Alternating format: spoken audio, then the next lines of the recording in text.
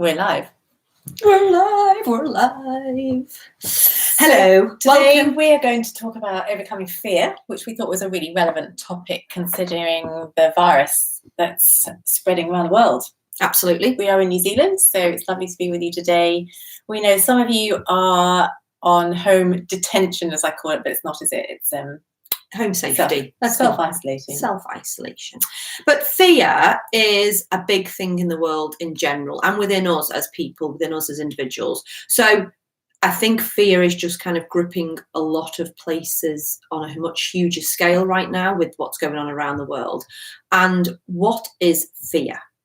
It is an unpleasant emotion caused by the threat of pain or, it looks like ham. Danger.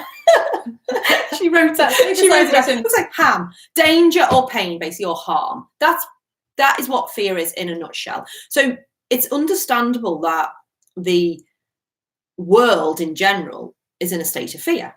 However, it's not really the healthiest of places to be. Fear can be healthy for us because often, as I say, it keeps us from danger, harm, or hurt. However, we've got a current situation on our hands, haven't we, which is the unknown. We've never really lived through this before. We've lived through other viruses and other things. And I think it's not even necessarily the virus that's scaring people. Do you think so? I think it's the implications of the virus. Yeah. Well, I think, as you say, fear is a natural body response. So we need to constantly judge situations. We need to judge people we meet. Are we in a safe situation? Fight or flight, our body's natural response is to flee from danger. Mm-hmm. So fear is not something that is detrimental to who we are. We're meant to have that natural response. But when it comes to, say, the coronavirus, we have got choice. We can partner with fear or we can partner with hope. And we were talking earlier, weren't we, Jo, about the past, the present and the future. And you said we've only actually got the present. Yeah, we've only got this second here. And now that's actually all we know that we're sure of, isn't it? Like yesterday or even an hour ago is a story. It's a memory. It's something that you will remember and people will remember it with different filters. And therefore there will be different stories about yesterday. Tomorrow is not promised. We don't know what tomorrow will bring. And hence where all that anxiety comes in when people are worried about what's going to happen tomorrow, next week, next year. It's huge anxiety issues, isn't it? Whereas all that we know that we have is right here, right now. And this is what we had a big conversation before, didn't we? And we were talking about when you are gripped in fear, when you are gripped in anxiety, you are missing out on life now. And that's kind of what we're trying to talk about now, to try and give you some tools and tips to bring you back to being grounded. So if we look at the facts of today, yes, a lot of the world is on shutdown. Yes, there's people sick in hospital. And if there's people that, if you're listening to this and you're sick or you've got friends or family that's sick, our heart goes out to you. So we just honour you where you're at. But for the rest of us, the fear is, what if this happens? What if I catch it? What if I won't be able to go to work? What if my children are not at school and I've got to give up time off work? There's so many fears out there. But as you say, we're giving up the present moment, which actually, I've got a roof over my head. There is food in the cupboard. It's a beautiful sunny day. Well, it is here in New Zealand anyway. It wasn't yesterday, was it? And actually to be in the present moment of wowness. Wow, I do have food. Wow, I do have friends. And so every time we come to fear, we need to say to ourselves, I've actually got choice. I can partner with fear or I can partner with hope. And in a world that is in many areas, especially in terms of climate change, hopeless, we need to come back to a place of feeling the hope, sensing the hope, don't we? Being in positivity. Absolutely. Because at the end of the day, we can't change certain things. The only people we have control over is ourselves. So there's certain things we can't change. We can't change the fact that countries are putting border controls in place. We can't change the fact that the virus is spreading. What we can do, though, is we can keep ourselves as safe as possible mentally and physically, and then make choices, as Sue says, from a place of hope and love, rather than that fear-based decision making. That fear-based grips your heart, it grips your soul, and then you go into that panic and, as we say, anxiety, and it has this knock-on effect. And once you're in it, it can spiral so huge. I mean, if we did go on that path and start thinking, oh, but borders are shut, what if I can't see family, what if I lose my job, what if the airlines all close down, what if there's not this, what if there's that? Well, what if? we actually can't change it. So it comes to that level of acceptance, doesn't it? And we wanted to talk about all the positive things, didn't we, that were happening. So I had a lovely example yesterday. My eldest son, although we live in New Zealand, my eldest son is at university in England, and they've closed all their lectures. And so we made a decision to fly him home because university will end in May, and he doesn't have a home base over there. And in theory, he won't be able to get a job because the pub's shutting down. It'll be a part-time pub job. So we decided to fly him home. But because he's leaving university early, he's got nowhere to store all his things. I put a note on Facebook yesterday just saying, was there anybody living in the Manchester area that could take his things into storage? Amazing response from lots of people I didn't know, just saying they're really happy to help if they could get his things to Bristol or Milton Keynes. So of course, I don't know where any are in relation to Manchester, but that's by the by. And then, somebody contacted us to just say, we work in Manchester, really happy to collect his things, work around you, and just the incredible love that was on there. People are really desperate to help, aren't they? Yeah. So connection, it's about connection. Let's go back to our roots. We're born for connection. We're born to be with people. And sometimes nowadays, especially, we live such busy lives. We've actually lost that sense of connection. So it's even people we don't know. And with the connection comes the community, doesn't it? So you've got to remember there's people out there within your community, and your community is what you make it. It can either be in your local community, further afield, your family can be a community. And within that connection is that community-based thing. And that's when you hear like stories of like this, when total strangers are more than happy to help you, or to go, strangers are knocking on old people's door and asking if they need any groceries from the shop or if they need any help with anything. So people aren't isolated, because when you hear these stories that they're expecting the elderly to isolate for so many months. Well, if the virus didn't kill them, then loneliness sure will. So this is where we hear these lovely stories of community and connection. So there's all huge positive things, isn't it, that can come out of situations like this? Definitely. And I was in our local supermarket the other day, and of course there was a few people that had their trolleys full of pasta with that sort of hoarding mentality. Yeah. And I was thinking, who would really be suffering at this top, let alone actually buying surplus? And I just thought, wouldn't it be lovely if we all went into the supermarket and thought, who do we know or don't know even? But there's an elderly man that lives semi-opposite me that I see regularly and say hello to. How would he be feeling right now? Maybe I'll pop a note through his door, just knock on his door, say, could I do some food shop? But it's changing our thought pattern into, this is what I need right now, into actually, what does somebody else need? Isn't it? Absolutely. And because one of the biggest things in life is the only thing that can make us happy, and this has been proven by many scientific reports, the only thing that actually makes us happy is connection. Yeah. So this is a great time to put that out there. Be kind, connect. Don't just look within and think, what if, what's going on, what about this? Because that whole what word doesn't really get you anywhere. It spirals you out. But yeah, and I think it's a great time to get back to basics, because in this crazy busy world, some of the craziness is being taken away from us. Some people are not allowed to go to work. They have to work remotely from home. We can't travel like we were traveling. We haven't got that freedom at the moment. So isolation is a big one, isn't it? Let's get back to basics. Isolation is a big one. How can we turn around isolation as well? And I heard something lovely yesterday, which is, don't isolate your soul. So, you might be in lockdown. You might be in, what do they call it? What do they call it over here? Self-isolation. So when my son comes home, he's got to self-isolate for 2 weeks, and we may have to self-isolate as well.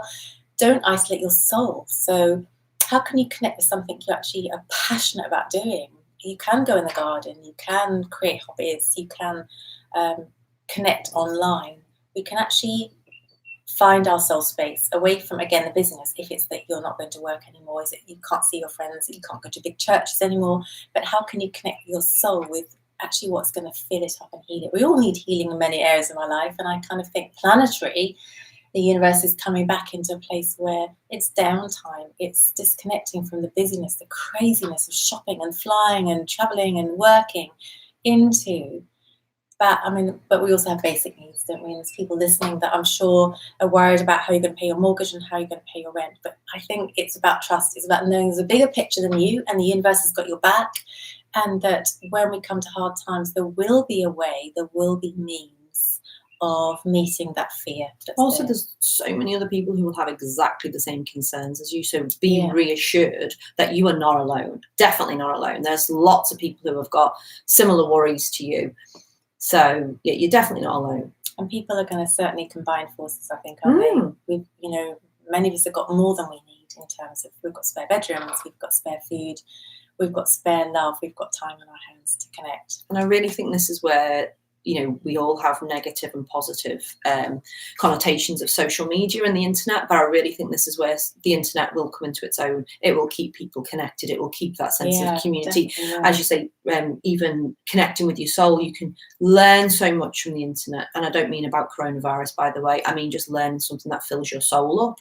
Do some research, do some online courses, listen to meditations, listen to TED Talks, listen to podcasts. But find things out there that you can do to fill your time. There's never any need to ever be lonely, really, especially when you've got the internet. And I love the word filter. You just use the word filter, because I think also it's about filtering the information, the negative information, isn't it? And a word, because we both work with teenagers, a word of advice would be to limit the information you're giving teenagers, especially when it comes to fear, because there's so much overwhelming information coming their way, that we want to limit the fear-based information. What if this, and gosh, what if that happens? And actually empower your children, empower your teenagers. And there's always a way. We're going to actually reconnect in a different way. We're going to form a little social group within our own family. We're going to play games at night. We're going to reconnect. But to give positive messages to your children and teens, because I think we underestimate how much negative information that comes their way, causing anxiety and fear and depression. So limit the information that's coming their way, and also feedback with positive strategy. And this is a real opportunity. Joe and I are always about tools and strategies to empower people. This is an incredible way to empower our children and teens and young 20s, strategize with them, methods of moving forward, so that you role model positive change in your life. Because you're setting them up for life. You're setting them up for a failed relationship in 10 years' time. You're setting them up for failure in terms of their aspirations and dreams, because you are role modeling how to work through crisis. And it is a crisis. Pandemic, when was the last pandemic that affected us in terms that we're also connected? We can watch what's happening around the world. We can learn from Italy and China and Spain. But actually role model to your children positive strategies for working through conflict, tragedy, trauma. Be positive in the messages that you're giving them, and you'll set them up for life. It's a real opportunity. We need to find opportunity, I think. Absolutely. And we're not underestimating the situation at all. We're not undermining it.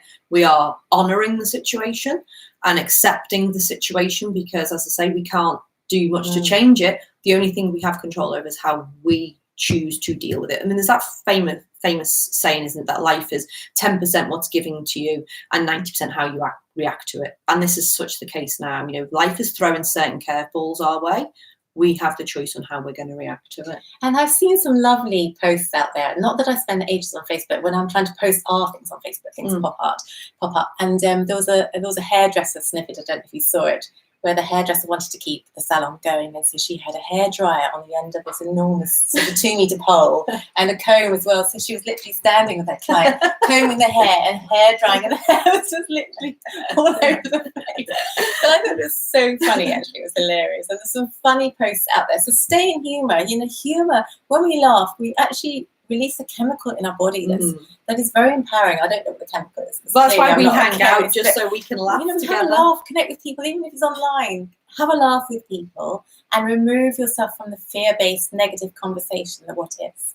Because it's very healing, it's very empowering to laugh. Yeah, and there's always going to be those people who are just going to get bogged down by the tiny bits of information, and they're going to want to read every single news article about it, and they're going to want to be up to date about it. Well, good for them. However, you have a choice on what you want to do. If you want to be that person, that's fine. Go for your life. If not, you have the choice to live in love and hope. I have to say, I've read all the latest information as to whether we need to self-isolate, because my son has to self-isolate. And we have to remain 2 meters apart, apparently. I'm not gripped over here. Just practice 2 meters. Well, no, so no, Chelsea, yours I'll be over here like this. 2 meters, I don't know what it is. I think our dining table is 3 meters long. So I decided if we all sit at one end, and he could sit at the other end of the table, we could sort of pass the food down. Yeah. But anyway, we'd love to leave you with a positive quote as well. No, I can't, because it's on my phone and I've lost it. Oh, you can't? We had a lovely quote. Can you make one up? No. Okay, well, look, I'll leave you with a tool. Go and find somebody in your street, connect somebody in the community that you haven't thought about before, an elderly person, a single mother, and just put a note through their door, or knock on the door, just say something you need, I'm here. And there's lovely little notes going around. I am so-and-so, this is my number. I've got free time to shop for you. I can actually come and help with your children. If you're working, that's another thing. There's so many people that be working, and if schools are closed, then childcare is a problem. So connect, unite your children together. Positive notes.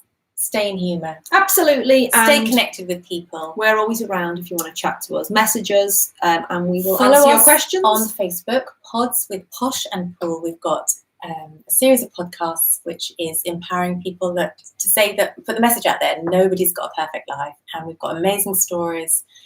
Have a listen, like our Facebook page, follow us on YouTube, Instagram, Spotify, iTunes, iHeartRadio. We are everywhere. You cannot get away from us. Pods with Posh and Pool. Have a great day. Thank you. Love, light and peace. Bye. Sorry, there's a quote somewhere, isn't it?